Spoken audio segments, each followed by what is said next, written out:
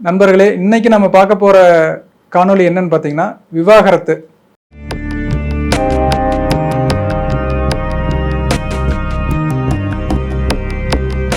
விவாகரத்து அப்படிங்கிறது திருமணம் முறிவு, மனமுறிவு அப்படிங்கிறது மட்டும் இல்லாமல் ஒரு உறவுகளுக்கு உள்ள வரக்கூடிய ஒரு விரிசல், இல்லை ஒரு கம்ப்ளீட்டாக அந்த உறவு வந்து முறியறது அப்படிங்கிறது. எந்தெந்த உறவுகளுக்குள்ள பாருங்களேன், அப்பா மகனுக்குள்ள, அம்மா மகளுக்குள்ள, கணவன் மனைவிக்குள்ள, இல்லை நண்பர்களுக்குள்ள.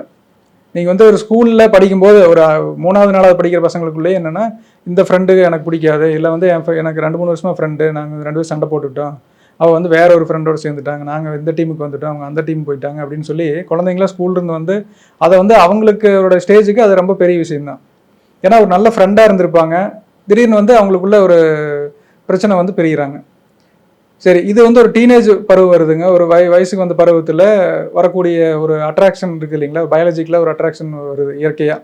இதில் ஒரு பூ மலர்ந்த உடனே எப்படி ஒரு வண்டு வந்து அதில் உட்காந்து அதை தேன் எடுக்கிற மாதிரி, நம்ம ஒரு பருவம் வந்த உடனே ஒரு ஒரு பெண்ணுக்கு ஒரு ஆண் துணை தேடுறது, ஒரு ஆண் வந்து பெண் துணை தேடுறது அப்படிங்கிற ஒரு ஸ்டேஜில் ஒரு 10வது 8வது 9வது 10வது ஸ்டேஜிலேருந்தே இது ஆரம்பிச்சிருது. அப்போ வந்து இவன் நமக்கு ஏற்ற ஒரு துணையாக இருப்பான் அப்படின்னு சொல்லி ஒரு முழு நம்பிக்கையோட ஒருத்தங்களோட நம்ம கை கோர்க்கிற முயற்சி பண்ணுறோம். கை கோர்த்து கொஞ்ச நாள் பயணிச்சுட்டு இருக்கிறோம். திடீர்னு வந்து அவங்களோட நடவடிக்கைகள் வந்து பிடிக்காமல் போகுது. அப்போ வந்து என்ன ஆகுதுன்னா, அந்த இனிமேல் உனக்கு எனக்கு ஒன்றும் இல்லை, நம்ம முடிச்சுக்கலாம், பிரிஞ்சிடலாம் அப்படின்னு சொல்லி பிரிஞ்சதுக்கப்புறம் வரக்கூடிய அந்த மன அழுத்தம், மன வேதனைன்னு ஒன்று இருக்குது பாருங்களேன். அதை வந்து ஹேண்டில் பண்ணுறதுக்கு எத்தனையோ பல பேர் வந்து போய் மலை மேலேருந்து குதித்து எதையோ ஒன்று உயிரை மாச்சிக்கிற அளவுக்கு அவங்க போயிடுறாங்க. எனக்கு இனி இதுக்கு மேலே என்னால் வாழ பிடிக்கல, எனக்கு அவள் இல்லைன்னா என்னால் வாழ முடியல அப்படிங்கிற மாதிரி. இல்லையா வந்து பிரிஞ்சலான்னு ஒரு நைட் முடிவு பண்ணிடுவாங்க. அப்புறம் மறுபடியும் ஒரு வாரம் கழிச்சு எனக்கு அவள் இல்லாமல் இருக்க முடியலன்னு சொல்லி பின்னாடியே அந்த என்ன சொல்கிறது, ஸ்டாக்கிங் சொல்கிறாங்கல்ல, பின்னாடியே துரத்திட்டே போகிறது, இல்லை ஃபோன் பண்ணிகிட்டே இருக்கிறது, வெவ்வேறு நம்பர்லேருந்து ஃபோன் பண்ணுறது, இப்படியெல்லாம் ஒரு ரிலேஷன் போனதுக்கப்புறம் அவங்கள போட்டு தொந்தரவு பண்ணுறது, இப்படி எத்தனையோ விஷயங்கள் நாட்டில் நடந்துட்டு இருக்குதுங்க. இன்றைக்கி கோர்ட்டில் இன்றைக்கி டைவர்ஸுங்கிறது எத்தனை நடந்துட்டு இருக்குது. அதனால் வரக்கூடிய பிரச்சனைகள் வந்து அதிகமாக பாதிக்கப்பட போகிறது அந்த குழந்தைங்க தான். இன்றைக்கோட சமீப காலங்களில் மிகப்பெரிய சினிமா நடிகர்கள் இல்லை பெரிய ஒரு செலிப்ரிட்டியாக இருக்கிறவங்கெல்லாம் ஒரு பிரச்சனை வரும்பொழுது அது ரொம்ப பெருசாக பேசப்படுது. ஏன்னா அவங்க பிரபலமாக எல்லாத்துக்கும் அறிஞ்சவங்களாக இருக்கிறாங்க. அது இல்லாமல் வந்து நார்மலான குடும்பங்களில், கிராமங்களில் நிறைய விவாகரத்துகள் இன்னைக்கு நடந்துட்டு இருக்குது. சரி, இதனால் வரக்கூடிய மன உளைச்சல்களை எப்படி அதுலேருந்து சீக்கிரமாக ரெக்கவர் ஆகிறது, அதுக்கு வந்து நம்மளுடைய இந்த பயிற்சியான ஹோபனோபோனோ யூஸ் பண்ணி எப்படி அந்த டைவர்ஸுங்கிறது வராமல் தடுக்கிறது ஒன்று. சரி, வந்து நடந்து முடிஞ்சிருச்சுங்க, கோர்ட்லேயே எல்லாமே கிளியர் ஆகி போச்சு, ஆனாலும் வந்து எனக்குள்ளே அந்த பழைய விஷயங்கள் விட்டு என்னால் வெளியில் வர முடியல, வேதனையாக இருக்குது அப்படின்னா அதை எப்படி ஹேண்டில் பண்ணுறது அப்படிங்கிறது தான் இன்றைக்கி பார்க்க போகிறோம்.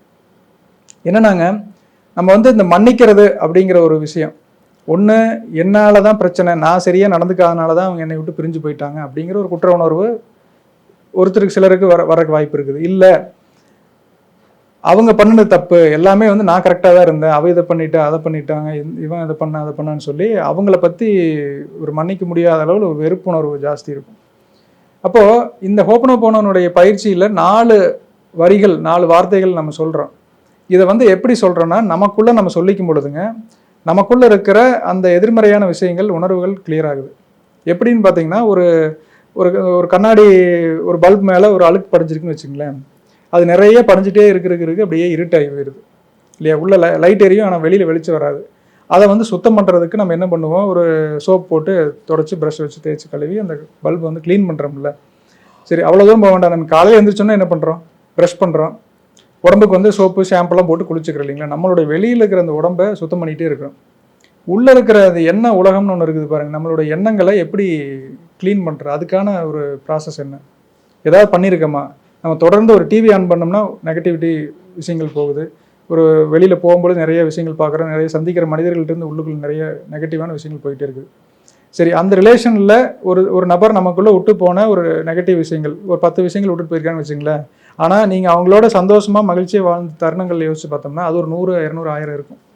ஆனால் அதையெல்லாம் பார்க்க விடாமல் பண்ணக்கூடியது இந்த 1-2 விஷயங்கள். அவன் ஒரு நாள் ஏமாற்றிட்டான், இல்லை ஒன்று பொய் சொல்லிட்டான், அந்த ஒரு விஷயத்தினால அவங்களோட எனக்கு பிடிக்கல அப்படிங்கிறதெல்லாம் இருக்குது. அப்போது இந்த ஒரு அழுக்கை நம்ம தொடச்சிட்டோம்னா அந்த அந்த கண்ணாடி நமக்கு பளிச்சுன்னு ஆயிருமா, நம்ம வந்து நமக்குள்ளே இருக்கிற அந்த ஒரு தெளிவில்லாத நிலை வந்து கிளியர் ஆயிருமா, அதுக்கான ஒரு மெத்தடு தான் இது. சரி, இது நாம் எப்படி பயன்படுத்தணும் அப்படிங்கிற சொல்கிறேன், கவனமாக கேளுங்க. 4 வார்த்தைகள் தான் இருக்குதுங்க. ஐ am sorry, please forgive me, thank you, I love you. இதை வந்து நமக்குள்ள சொல்லிட்டே இருக்கிறோம். எதுக்காக சொல்கிறேன்னா, எனக்குள்ள எதிர்மறையான உணர்வு வருது. ஏன் வருது? அந்த நபர் என்னை விட்டுட்டு பிரிஞ்சு போன நபர் நினைக்கும் பொழுது, இல்லை பிரியக்கூடிய சூழ்நிலைகள் இருக்கிற ஒரு கணவன் மனைவிக்குள்ள ரொம்ப சண்டையாயிடுச்சு. ஏன்னா ரொம்ப நெருக்கமான ரிலேஷனுக்குள்ளே தான் பார்த்தீங்கன்னா அந்த எமோஷனல் அந்த ப்ரெஷர் ஜாஸ்தி இருக்கும். யாருக்குள்ள? அப்பா மகனுக்குள்ள, கணவன் மனைவிக்குள்ள அந்த மாதிரி இருக்குது இல்லையா? அப்போ யாரோட அந்த பிரச்சனை இருக்குதோ அந்த நபரை வந்து எனக்கு வெறுப்பாக இருக்குதுங்கன்னா இனிமேல் அவங்களோட வாழ முடியாதுங்கிற முடிவுக்கு நீங்கள் வந்ததுக்கப்புறம் அந்த மனநிலையில் கூட இருக்கலாம். ஆனால் உங்களுக்குள்ள அந்த நபர் நினச்சிட்டு ஐ am sorry, please forgive me, thank you, I love you, நீங்கள் நேரில் போய் சொல்ல வேண்டாம். உங்களுக்குள்ள இந்த வார்த்தைகளை ரிப்பீட் பண்ணும் பொழுது கம்ப்ளீட்டாக அந்த நம்ம எப்படி நம்ம தினமும் நம்ம குளித்து நம்மளை சுத்தம் பண்ணிக்கிட்டே இருந்தோமோ அந்த மாதிரி நம்மளோட எண்ணத்தையும் நம்ம தூய்மைப்படுத்த உங்களுக்குள்ள அது கிளியர் ஆகி போயிடும். இதனுடைய பவரே என்னன்னு பார்த்தீங்கன்னா, அந்த டாக்டர் ஹியூலன் அப்படிங்கிறவர் ஹவாய் நாட்டில் இதை பயன்படுத்தி கம்ப்ளீட்டாக மனநிலை சரியில்லாத ஒரு நபர்களை நேரில் பார்க்காம இந்த மெத்தட் பயன்படுத்தி அவர் க்ளீன் பண்ணுறாரு. எப்படின்னு பார்த்தீங்கன்னா, அங்கே இருக்கிற அந்த பேஷண்ட்டுக்கு இவர் பொறுப்பேற்றுக்கிறாரு. உள்ள அந்த ஹாஸ்பிட்டலில் அட்மிட் ஆகிருக்கிற அந்த பேஷண்ட்டுகளுக்கு நான் முழு பொறுப்பேற்றுக்கிறேன். எனக்குள்ளே இருக்கிற ஏதோ ஒரு விஷயந்தான், ஏதோ ஒரு ப்ரோக்ராம். இப்போ எப்படி சொல்கிறதுனா, ஒரு செல்ஃபோன் இருக்குது இல்லைங்களா? என் பாக்கெட்டில் ஒரு செல்ஃபோன் இருக்குது, உங்ககிட்ட ஒரு செல்ஃபோன் இருக்குது. இது நல்ல கம்பெனி ப்ராடக்ட் தான், நல்லா ஒர்க் ஆகக்கூடிய ஒரு பொருள் தான். ஆனால் திடீர்னு வந்து ஆஃப் ஆகுது, ஆன் ஆகுது, சூடாக ஆரம்பிக்குது, என்னென்னு தெரியலன்னு பார்த்தீங்கன்னா அதுக்குள்ளே அந்த ப்ரோக்ராமிங்கில் ஒரு ப்ராப்ளம் ஆகி போச்சு. ஒரு வைரஸ் வந்துருச்சுன்னு சொல்லுவாங்க. இல்லை அந்த அதுக்குள்ளே இருக்க சாஃப்ட்வேரில் ஒரு கோளாறு. அது மாதிரி நம்ம ஒரு ஹார்ட்வேராக நம்ம பார்க்கும்பொழுது நல்ல ஆளுங்க தான், உங்கள் ஏற்ற மாதிரி இருக்கிறவங்க உங்கள் வாழ்க்கை துணை நல்லவங்க தான். ஆனால் உள்ளுக்குள்ள இருக்கிற ப்ரோக்ராமிங்கில் கோளாறு. இப்போ என்னென்னா, இந்த டெக்னிக்கினுடைய ஒரு நுட்பமான விஷயம் என்னென்னு கவனித்து பார்த்தீங்கன்னா, உங்களுக்குள்ளே இருக்கிற ப்ரோக்ராமிங் கோளாறுனால அவங்களுக்குள்ள இருக்கிற சாஃப்ட்வேரில் ப்ராப்ளம் வந்துடுச்சு. அப்படி பொறுப்பேற்றுக்கிறோம். அவங்க என்னுடைய லைஃப் பார்ட்னர், என்னுடைய வாழ்க்கை துணை இந்த மாதிரி நடந்துக்கிறதுக்கு எனக்குள்ளே இருக்கிற ஏதோ ஒரு ப்ரோக்ராம் ராங் சிக்னல் அவங்களுக்கு கொடுக்குது. இப்போ நான் எனக்குள்ளே அந்த பர்டிகுலர் ப்ரோக்ராமை நான் கிளியர் பண்ணுறேன்னு சொல்லிட்டு I am sorry, please forgive me, thank you, I love யூன்னு சொல்லி யார்கிட்ட அந்த கோரிக்கை வைக்கிறீங்கன்னா உங்களுக்குள்ளே இருக்கிற இறைவனோட நம்ம பேசிகிட்டு இருக்கிறோம். நம்ம போய் அந்த நபர்கிட்ட போய் நம்ம ஒன்றும் கெஞ்சி கால் விழுந்து I am sorry, please forgive மீன்னு கேட்கல.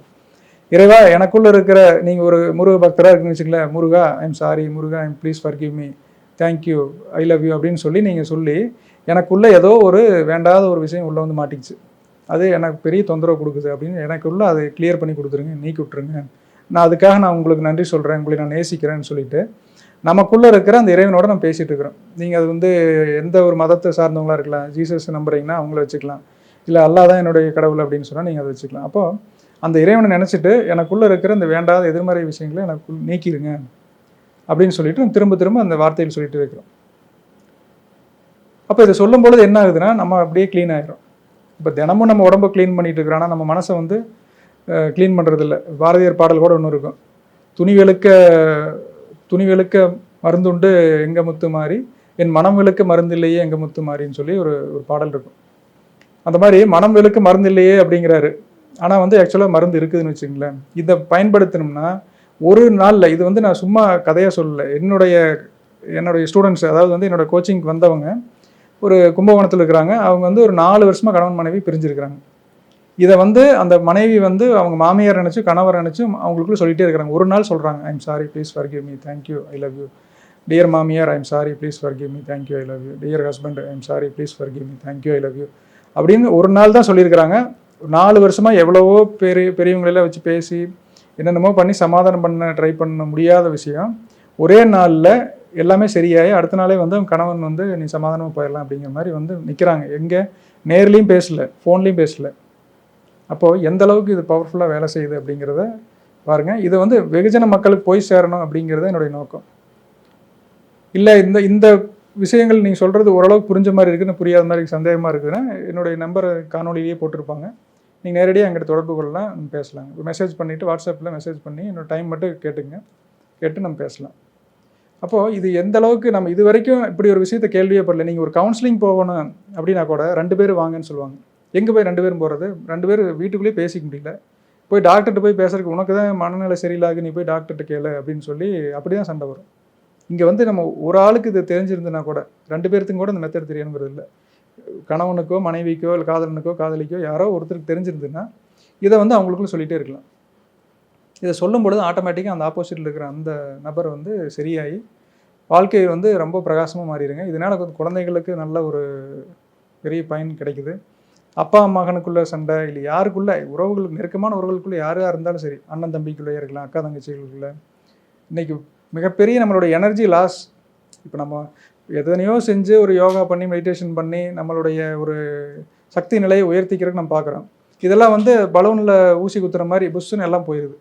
இல்லை ஒரு பானையில் வந்து ஓட்டை போட்டு விட்ட மாதிரி எல்லாம் அப்படியே கீழே போயிட்டே இருக்குது. இந்த மாதிரியான உறவுகளுக்குள்ளே வரக்கூடிய சிக்கல்கள்னால. அப்போ இதை நம்ம அடைச்சிட்டோம் அப்படின்னா நம்மளோட எனர்ஜி வந்து வேற ஒரு வாழ்க்கையில் வெற்றி பெறதுக்கான விஷயங்களில் ஃபோக்கஸ் பண்ணலாம். தேவையில்லாமல் இதில் போய் நம்ம டென்ஷன் ஆகிட்டு கிடக்க வேண்டாம் அப்படிங்கிறது என்னோட தாழ்மையான வேண்டுகோள். உங்களுடைய நேரத்திற்கு மிக்க நன்றி. மீண்டும் சந்திப்போம்.